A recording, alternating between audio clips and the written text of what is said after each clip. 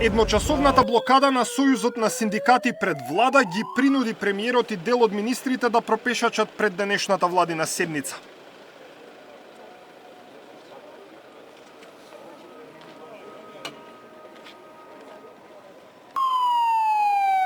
Синдикатот со ултиматум, одлука за повисока минимална плата до крајот на месецот или голем протест и генерален штрајк во март. Дополнително, иако денешната блокада беше најавена како последна, ССМ вели можно е да ги блокираат институциите и во градовите во внатрешноста.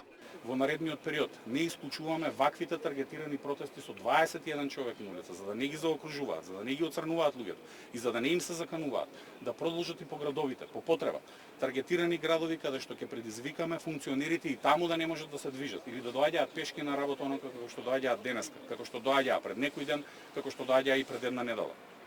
Дополнително, оставаме простор до крајот на месец февруари да седнат и да се договорат и да кажат за колку пари ќе ја зголемат минималната плата и за колку пари се спремни да ги зголемат сите останати работнички плати, затоа што веќе немаат апсолутно никакви аргументи.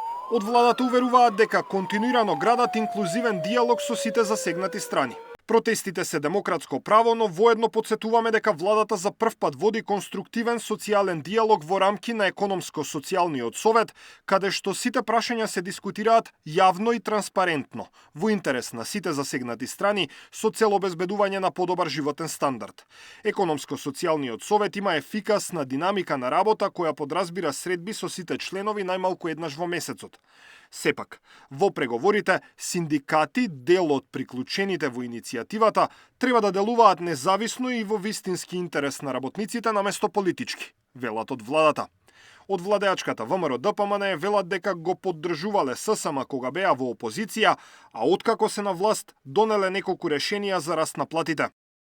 Денес, 2 години откако ја водиме државата, фактите се следни. Во општините раководени од градоначалниците на ВМРО-ДПМН, платите се зголемени во просек за околу 5000 денари по вработен. Вработените во образованието добија колективен договор со кој тие во основното и средното образование ќе имаат од 46 до 60% повисоки примања во рок од 4 години. Вработените во високото образование добија покачување за минимум 14%. Здравствените работници ќе добијат од 40 до 50% повисоки плати во еден мандат со склучениот колективен договор од оваа влада.